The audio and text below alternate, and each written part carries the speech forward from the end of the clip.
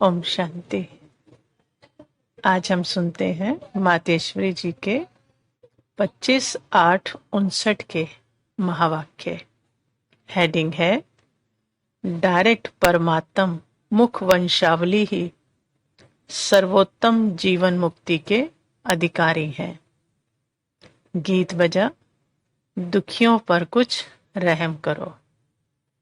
मम्मा कहते, रहम दिल तो परमात्मा को ही कहेंगे और दुखी ही उनसे रहम मांगते हैं। जो सदा सुखी हैं वह तो नहीं मांगेंगे। रहम का मतलब है कि उनसे सुख की मांग करते हैं। यह मांग परमात्मा से ही करते हैं, क्योंकि सबका पिता वह है। सबको सुखी करने वाला भी वह है। इसलिए हर एक की नजर उनकी तरफ जाती है। उनको ही कहते हैं, तुम मात पिता हम बालक तेरे। अब भले बच्चे तो सब उनके हैं, लेकिन एक है सगे और दूसरे हैं लगे। सगे बच्चे वह हैं जो डायरेक्ट मुख वंशावली हैं, जिन्हों का अविनाशी ज्ञान से ये प्योर संबंध जुटता है। ये है मुख वंशावली। बाकी तो सारी दुनिया है लगे बच्चे। सगे और लगे के अर्थ को भी समझना है, तो मुक्ति और जीवन मुक्ति को भी समझना है। जो उनकी मुख वंशावली बनते हैं, उन्हों को तो जीवन मुक्त बनाते हैं। बाकी सब बच्चों को पाठ से मुक्त कर देते हैं। ऐसे तो जो भी आत्माएं नीचे उतरती हैं, तो पहले सब जीवन मुक्त हैं, क्योंकि कोई विकर्मों का हिसाब किताब ही नहीं है। लेकिन जीवन मुक्ति की भी स्टेजेस है ना, सतो, रजो और तमो। मम्मा कहते, परमात्मा ने अपने मुख वंशावली ब्राह्मणों को जो जीवन मुक्ति दी, वह है सर्वोत्तम जीवन मुक्ति, सतो प्रधान, जिसमें संपूर्ण सुख शांति पवित्रता कायम है। फिर पीछे द्वापर से तो पवित्रता की बात ही नहीं रहती। लेकिन आत्माएं जो आती हैं, उन्हों का कोई कर्मों का हिसाब किताब नहीं है। इसलिए आधा समय सुख शांति में रहती हैं। उसको कहेंगे रजोगुनी जीवन मुक्ति। और जो एकदम कलयुग में उतरते हैं, उन्हों की सुख शांति भी इतनी रहती है, लेकिन वो है तमोगुणी जीवन मुक्ति। तो मम्मा कहते, आत्माएं नंबरवार आती हैं, तो जितना देरी से आती हैं उतना कम स्टेज वाली होती हैं। तो जब पहले आदि सनातन धर्म स्थापन होता है, तो उस समय सर्वोत्तम जीवन मुक्ति है। फिर नंबरवार स्टेज अनुसार आत्माएं आती जाती हैं। हर चीज की स्टेज तो जरूर होती है ना।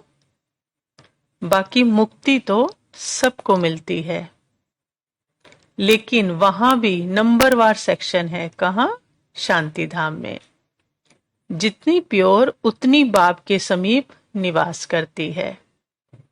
बाप तो सबसे ऊंच है, बाकी सब आत्माएं नंबरवार हैं।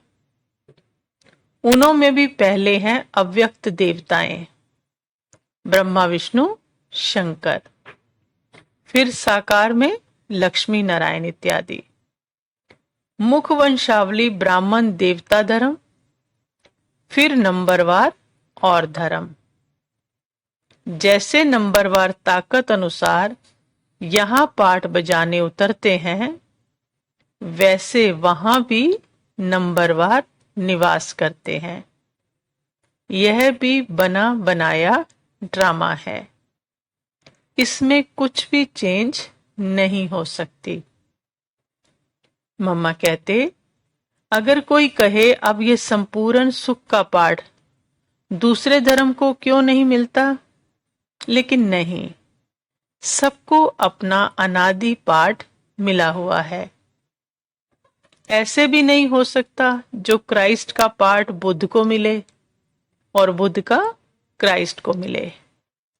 सबको अपने धर्म की स्थापना कर फिर उसकी पालना भी उनको ही करनी है, क्योंकि जो धर्म स्थापन करते हैं वह जैसे अपने धर्म का पिता हो गया, तो उनको अपने बच्चों की पालना भी करनी है।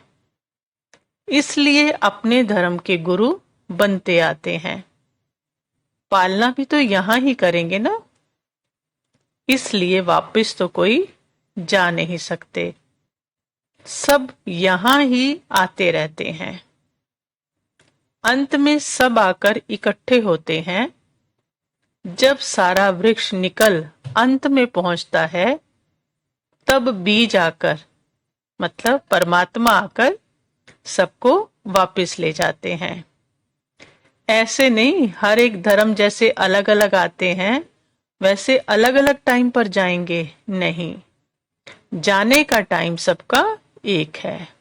ड्रामा में भी तो होता है ना, अलग अलग टाइम पे पार्ट बजाने आते हैं, लेकिन खत्म तो होता है तो सारे इकट्ठे जाते हैं और एक ही बार परमात्मा आकर सबको वापस ले जाते हैं। वहां से फिर अपने समय पर आते हैं। जब पाठ शुरू होता है तो नीचे आते हैं। मम्मा कहते इब्राहिम बुद्ध आदि को मैसेंजर भी कहते हैं, लेकिन बाप अपना दैवी धर्म स्थापन करने के लिए कोई मैसेंजर को नहीं भेजते। यह टाइम तो उनके आने का है, तो वही आकर यह दैवी धर्म स्थापन करते हैं। इसको आर्य धर्म भी कह सकते हैं। आर्य धर्म माना क्योंकि सबसे सुधरे हुए तो देवताएं हैं, जो सुधरे हुए उनको आर्य, और जो अनसुधरे हैं उनको अनार्य कहा जाता है। अभी तो अनेकानेक धर्म है, उन सबकी भी अंतिम स्टेज आ गई है, इसलिए कोई में अब ताकत नहीं रही है। अब तो सब इतने दुखी हुए हैं जो समझते हैं इस पाठ में आए ही नहीं, तो उन्हों की भी आश पूर्ण करते हैं। भारतवासी फिर जीवन मुक्ति मांगते हैं। वो क्या कहते हैं, हमको वैकुंठवासी बनाओ। कोई मरता है तो क्या कहते हैं कि स्वर्गवास हुआ, तो उन्हों के लिए स्वर्ग स्थापन करते हैं। अब ही सचमुच स्वर्गवासी हो सकते हैं। ये पुरुषोत्तम संगम युग पर ही क्या हो सकते हैं हम, स्वर्गवासी। बाकी तो जन्म जन्मांतर नरकवासी ही होते आए हैं। हेल और हेवन यहाँ इसी स्टेज पर है, ये मनुष्य सृष्टि पर ही है। मम्मा कहते अब अंतिम समय बहुत दुख का टाइम है, लेकिन दुख बहुत समय तो नहीं चलेगा ना, इसका भी तो विनाश होगा। विनाश से थोड़ा समय पहले पाप आते हैं, विनाश तो होना ही है। ये जो बॉम्ब्स बने हैं ये सब काम में आएंगे। यहां भारत में जब आपस में लड़ेंगे तब क्या हालत होगी। जब पाकिस्तान हुआ तब कितने मनुष्य दुखी हुए। उसकी भेंट में जब इतनी विनाश की आग भड़केगी तो मनुष्य सोचो कितने दुखी होंगे। इसलिए इस दुख से बचाने के लिए परमात्मा क्या करते, थोड़ा समय पहले आते हैं। जब परमात्मा द्वारा पवित्र बने तब सुख शांति में राज्य भोगने की पावर भी मिले। सुख शांति भोगना भले आत्माओं का काम है, लेकिन देना तो उनका काम है। आत्माएं तो सब 5 विकारों के वश दुखी हो आपस में लड़ती झगड़ती रहती हैं। अब तो कैसे एक दो का विनाश करने को भी तैयार हो गए हैं। तो बच्चों को शांत कराना ये बाप का ही काम है ना। इसकी युक्ति ही यही है। जो बाबा क्या करते हैं, सबको मुक्ति जीवन मुक्ति में ले जाते हैं। और इस समय बाप खुद भी हाजिर है, तब तो डायरेक्ट कहते हैं, बच्चे मुझ एक बाप को याद करो, बाकी सब भूलो। अच्छा, ओम शांति।